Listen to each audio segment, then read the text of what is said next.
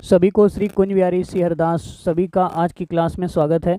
आज हम लोग UP TET science previous year question जो आया था 23 जनवरी 2022 को, उस क्वेश्चन में जो साइंस के उस जो क्वेश्चन पेपर था उसमें जो साइंस के जो क्वेश्चन थे उस पर हम लोग डिस्कस करेंगे। तो पहला क्वेश्चन है, घरेलू वायरिंग में अर्थ वायर का रंग कैसा होता है। तो हम आपको पिछली क्लासों में ये बता चुके हैं, उसका रंग कैसा होता है, हरा होता है। अब देखो, हम आपको बता चुके हैं कि घर में 3 वायर होते हैं, पहला फेज़ और न्यूट्रल और अर्थ।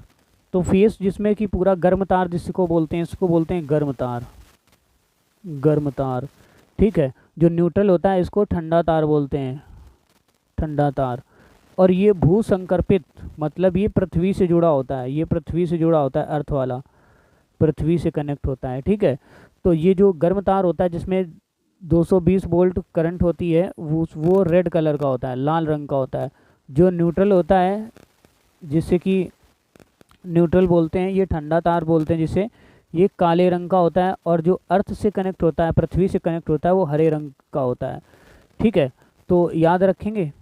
तो देखते हैं अगला क्वेश्चन। लिखा हुआ है, किरचॉफ का धारा संबंधी नियम किससे संबंधित है। तो भैया ये धारा संबंधित नियम ये आवेश संरक्षण पर आधारित है। किसके संरक्षण पर आधारित है, आवेश संरक्षण पर आधारित है।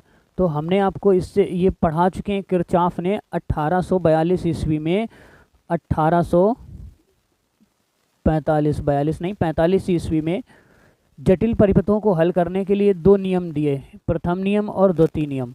जो प्रथम नियम है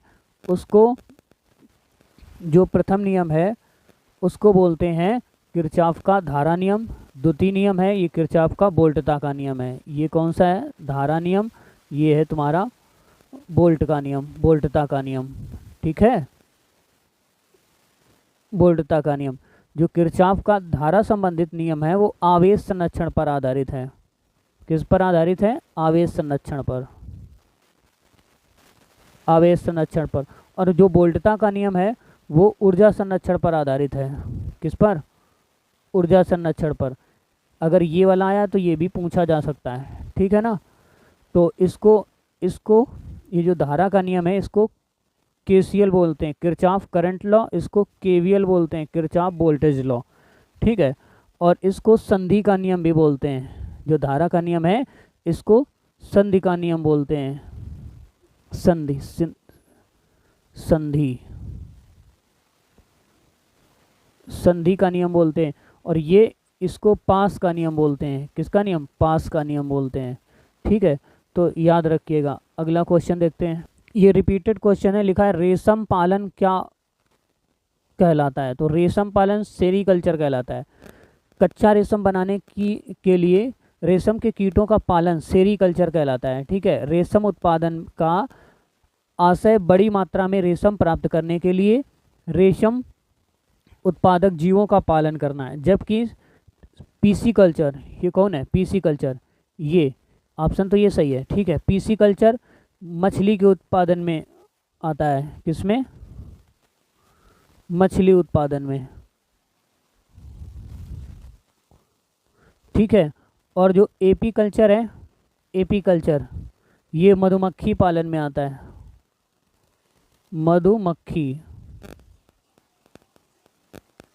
मधुमक्खी पालन होता है, इससे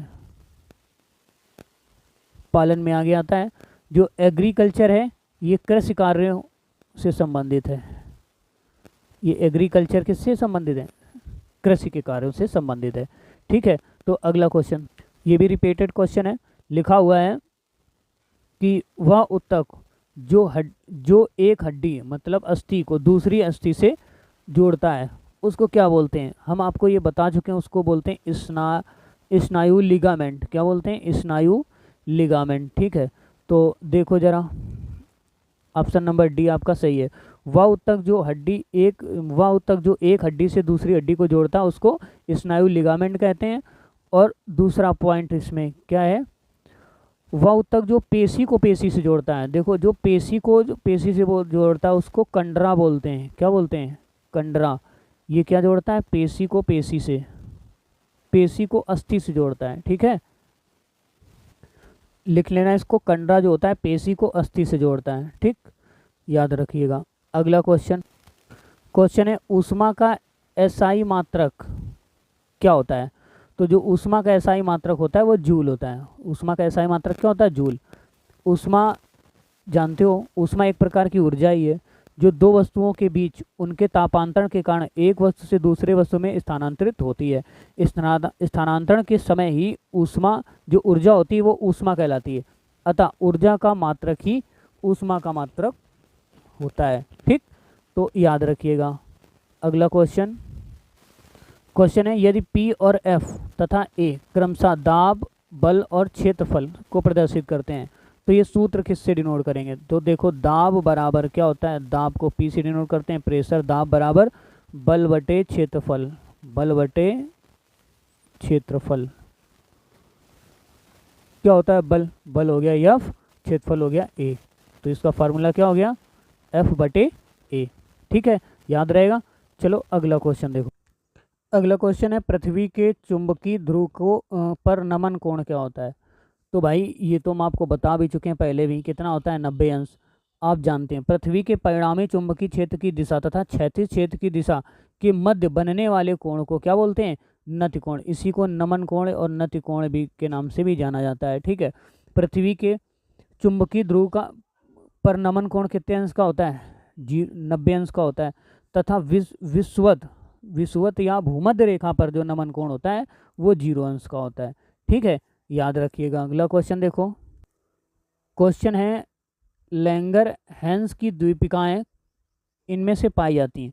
तो इनमें से कहाँ पाई जाती हैं? ये अमाशय में, अनाशय में पाई जाती हैं। ठीक है, लैंगर हैंस की द्वीपिकाएं अनाशय में पाई जाती हैं। अनाशय में एक विशिष्ट प्रकार की कोशिकाओं के समूह बिखरे रहते हैं, ये लैंगर हैंस द्वीप कहलाते हैं। ठीक है ना, लैंगर हैंस द्वीप कहलाते हैं। लैंगर हैंस द्वीप की बीटा कोशिका को इंसुलिन का श्रावण कहा जाता है। ये इससे इंसुलिन निकलता है।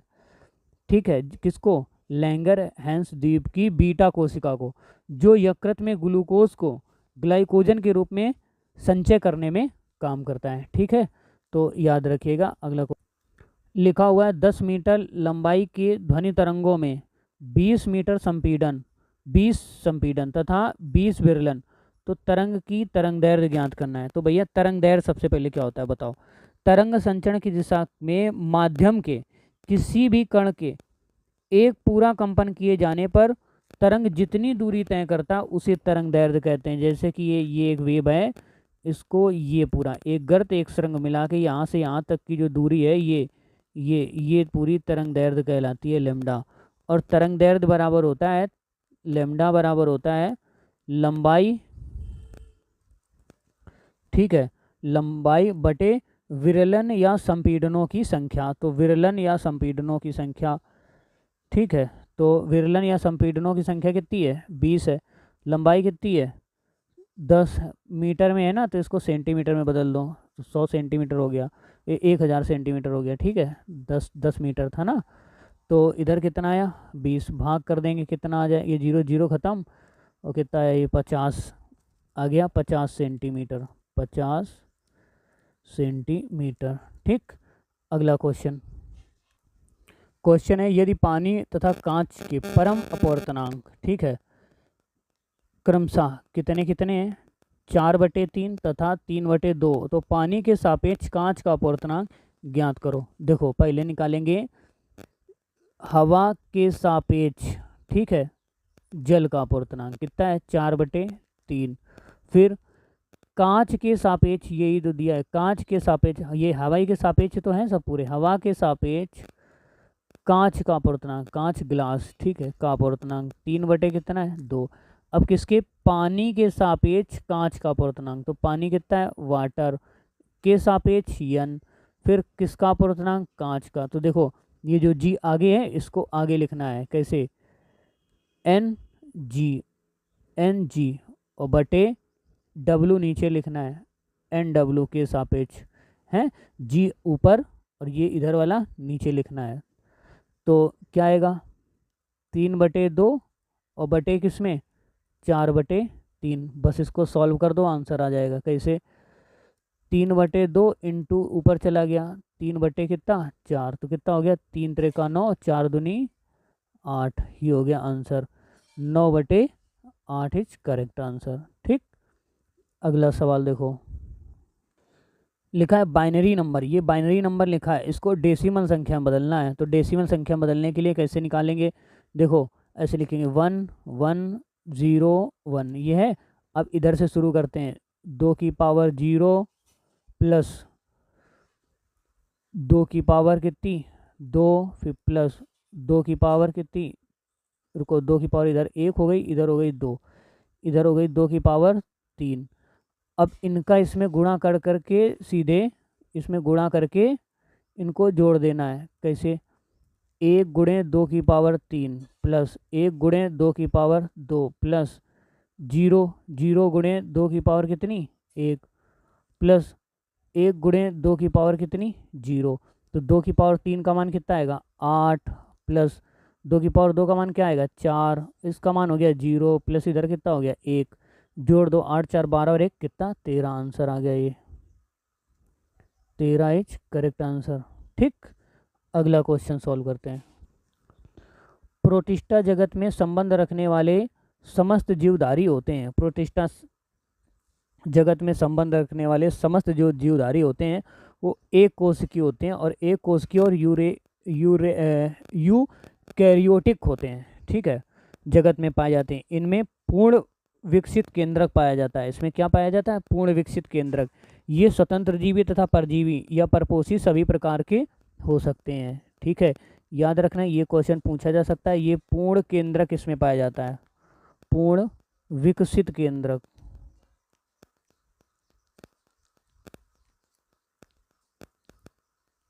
पूर्ण विकसित केंद्रक पाया जाता है। ये स्वतंत्र परजीवी या स्वपोषी सभी प्रकार के हो सकते हैं। ठीक, तो अगला क्वेश्चन, निम्नलिखित में से कौन सा वर्णक बीजों के अंकुरण से संबंध रखता है। तो ये बीजों के अंकुरण से संबंध कौन रखता है, फाइटोक्रोम। कौन रखता है, फाइटोक्रोम। ठीक है, ये बीजों के अंकुरण से अंकुरण में सहायक होता है, और ये क्लोरोफिल का संश्लेषण करता है। ठीक है, जो बीज को बढ़ाने तथा उसके विकसित करने के लिए उत्तरदायी होता है। ठीक है, याद रखोगे। अगला क्वेश्चन है,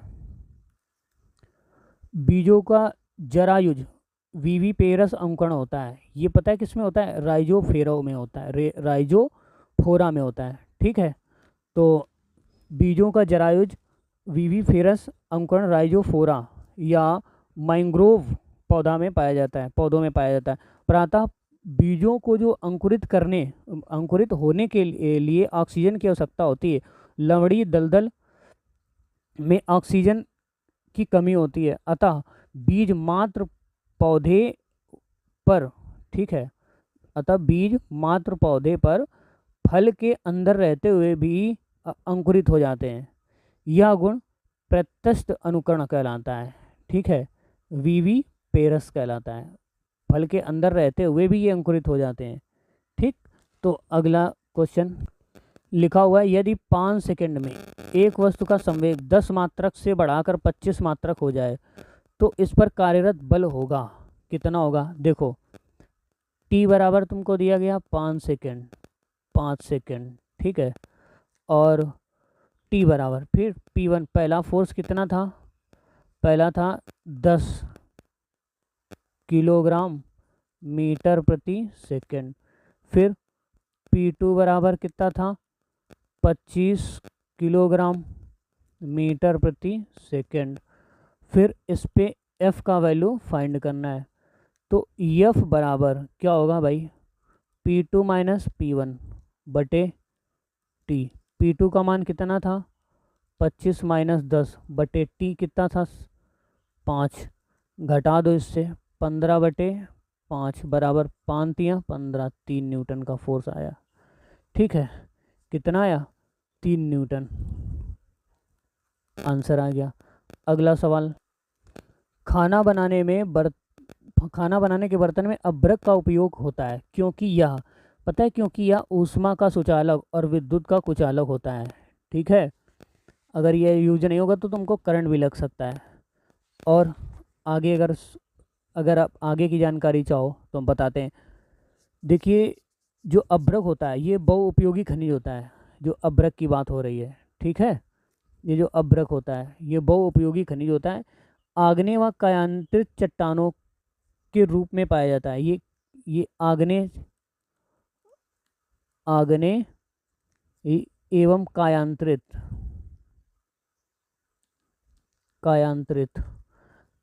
चट्टानों के खंडों के रूप में पाया जाता है ये, ठीक है। और ये हल्के पीले और गहरे मतलब हरे या काले रंग का भी हो सकता है। कलर इसका कौन कौन होता है? पीला, हरा और कैसा? काला रंग का हो सकता है। अभ्रक ऊष्मा का सुचालक तथा विद्युत का कुचालक होता है। यही गुण इसके व्यापारिक महत्व का आधार है। इसी गुण के कारण इसका उपयोग खाना बनाने में, बर्तन, बॉयलर एवं बॉयलर के जैकेट के आवरण बनाने में किया जाता है। विद्युत यंत्र तथा उपकरण जैसे डायनमो, आर्मेचर, हीटर, टेलीफोन के डायल बनाने में भी इसका उपयोग किया जाता है, ठीक है, अभ्रक का उपयोग। तो अगला क्वेश्चन है, प्रकाश संश्लेषण में उपोत्पाद के रूप में मुक्त ऑक्सीजन का स्रोत है। मुक्त ऑक्सीजन का स्रोत क्या है? ये जल का स्रोत है, ठीक है। Option number A. रक्त का वह घटक जो रक्त वाहिनियों में उनके थक्का बनाने में रोकता है, कौन होता है? हिपैरिन। और हिपैरिन तो होते ही ये लाल रुधिर कणिकाओं में लौह युक्त प्रोटीन पाया जाता है जिसे हीमोग्लोबिन कहते हैं, ठीक है। रक्त की बात बता रहे हैं आपको। अगला क्वेश्चन लिखा है, एंजाइम रासायनिक रूप से होते हैं। तो भैया एंजाइम रासायनिक रूप से प्रोटीन होते हैं। Option number D is correct. Question है, कौन सा अम्ल विटामिन बी है? तो भैया एस्कॉर्बिक अम्ल, जिसको विटामिन सी बोलते हैं, ठीक है। ये विटामिन सी के नाम से जाना जाता है, रसेदार फलों में पाया जाता है। इसकी कमी से स्कर्वी रोग होता है, आप जानते हैं। नींबू, टमाटर, सब्जी, आलू, अन्य फलों में भी पाया जाता है। अगला क्वेश्चन, अगले क्वेश्चन में है कि प्राकृतिक रबर का एकल होता है। तो प्राकृतिक रबर का एकल होता है आइसोप्रीन। क्या होता है? आइसोप्रीन। अगला क्वेश्चन लिखा हुआ है, सर्वाधिक क्वथनांक वाला यौगिक कौन सा है? तो सर्वाधिक जो क्वथनांक वाला इसमें है वो है एन पेंटेन। क्या है? एन पेंटेन, ये। अगला क्वेश्चन है, अगले क्वेश्चन में लिखा है, एरोमेटिक यौगिकों के अणुओं में पाई इलेक्ट्रॉनों की संख्या कितनी होती है? तो पाई इलेक्ट्रॉनों की संख्या होती है 4n+2। आगे ना बात समझ में, 4n+2। अगला क्वेश्चन, कौन सा विषमांगी मिश्रण नहीं है? तो इसमें से विषमांगी देखो, धुआं, जेली और ये क्या हुआ, दूध, ये सभी विषमांगी मिश्रण, लेकिन हवा जो है तुम्हारी ये विषमांगी मिश्रण नहीं है। इज करेक्ट आंसर ही हो गया। अगला सवाल, अगले सवाल में है, निम्नलिखित में से कौन सा पेट्रोलियम का अवयव नहीं है? तो भैया इसमें पेट्रोलियम का अवयव कौन नहीं है? कोक नहीं है, पेट्रोलियम भी है, पैराफिन भी है और स्नेक भी है। तो करेक्ट आंसर इज ये सब पेट्रोलियम में पाए जाते हैं, ये सब पेट्रोलियम के अवयव हैं, ठीक। अगला क्वेश्चन, अगले क्वेश्चन में लिखा है, एक धातु यम अम्लों से क्रिया करने पर हाइड्रोजन मुक्त नहीं करता, परंतु ऑक्सीजन से क्रिया करने पर एक काले रंग का यौगिक देता है। एम को पहचानिए। तो एम फॉर मैंगो, ये क्या है? देखिए, सबसे पहले एम अम्लों से क्रिया करके हाइड्रोजन मुक्त करता है, तो हाइड्रोजन मुक्त करता है, ठीक। तो अगर हम लोग जो इनमें से ऑप्शन में एलिग्रेट करें तो उसमें आ जाएगा कॉपर। जो कॉपर है वो अम्लों से क्रिया करके हाइड्रोजन मुक्त नहीं करता है, ठीक है। और कॉपर को वायु या ऑक्सीजन में तेजी से गर्म करने पर काले रंग का क्यूप्रस ऑक्साइड प्राप्त होता है। इसको जो काले रंग का जो प्राप्त होता है वो क्यूप्रस ऑक्साइड होता है कि CU2O। और जो क्यूप्रिक ऑक्साइड बनता है और जो यौगिक बनता है वो क्यूप्रिक ऑक्साइड बनता है, CuO बनता है, CuO बनेगा, ठीक है। तो रिएक्शन इसकी देखते हैं, 2 कॉपर से क्रिया करते हैं प्लस 4HCl और प्लस कितनी O2, और अब क्रिया करेंगे 2CuCl2 प्लस 2H2O। जबकि सोडियम, मैग्नीशियम और कैल्शियम अम्लों के साथ अपक्रिया करके हाइड्रोजन मुक्त करते हैं, ठीक है। और ये जो सारे हैं ये अम्लों से अपक्रिया करके हाइड्रोजन को मुक्त करते हैं। ठीक, अगला क्वेश्चन देखो, अगले क्वेश्चन में लिखा हुआ है निम्नलिखित में से परमाणुओं की संख्या अधिकतम होगी। तो भैया परमाणुओं की संख्या किसमें अधिकतम होगी, एक एक करके हमें निकालना पड़ेगा। तो पहले से निकालते हैं भाई। परमाणुओं की संख्या का फार्मूला क्या होता है, एक मिनट, परमाणुओं की संख्या बराबर सूत्र क्या होता है, द्रव्यमान ग्राम में, ठीक, बटे परमाणु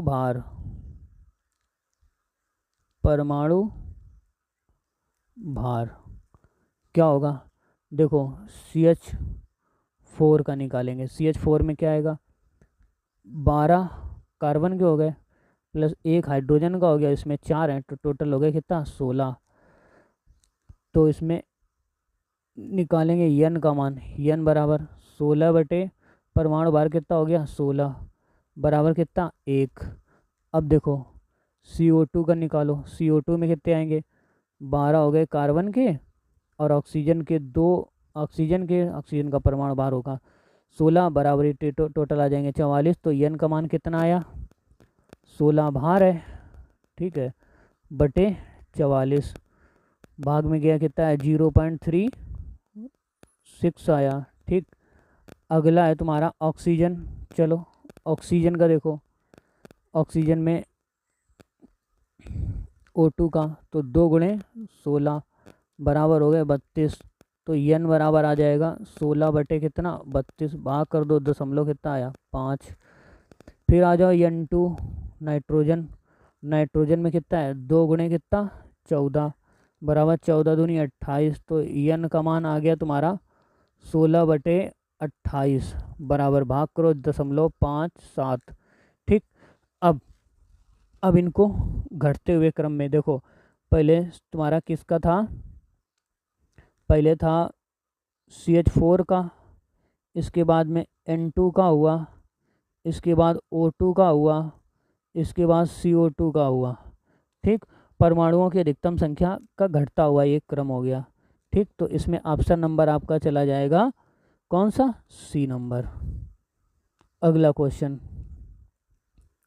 लिखा हुआ है एथिलीन तथा एसिटिलीन को प्रयोगशाला में इनमें से किसके द्वारा विभेदित किया जाता है। ठीक है, तो इनमें से किसके द्वारा विभेदित किया जाता है, टॉलेंस अभिकर्मक के द्वारा।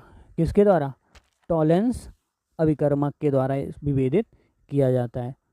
अगला क्वेश्चन है, अगले क्वेश्चन में लिखा है, आखिरी क्वेश्चन भी है वीडियो का, दिए गए यौगिकों में से किस यौगिक में ऑक्सीजन की ऑक्सीकरण संख्या 2 है।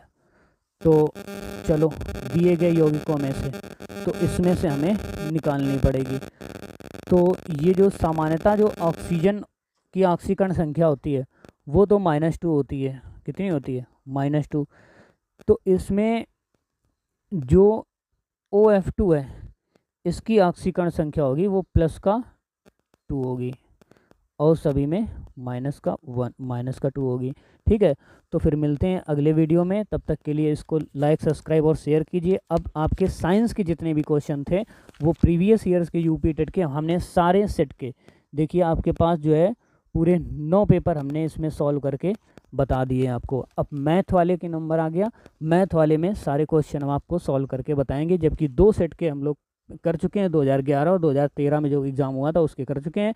2014, 16 2 बार आया है। ठीक है, और 17, 18, 20, 22 के क्वेश्चन हमको सॉल्व करवाने हैं। तो आपको कैसा लगा ये वीडियो, अगर कोई गलती हो तो उसमें माफ़ कीजिएगा, क्योंकि अभी तो ये स्टडी की प्रिपरेशन से ही आपका बनना है। आप सबकी मदद से इसको शेयर ज़रूर करते रहिएगा और लाइक सब्सक्राइब ज़रूर करते रहिएगा, और अपना कमेंट में कोई अगर आपका विचार हो तो वो ज़रूर विमर्श हमको कीजिएगा। तब तक को सभी को सी अरदास।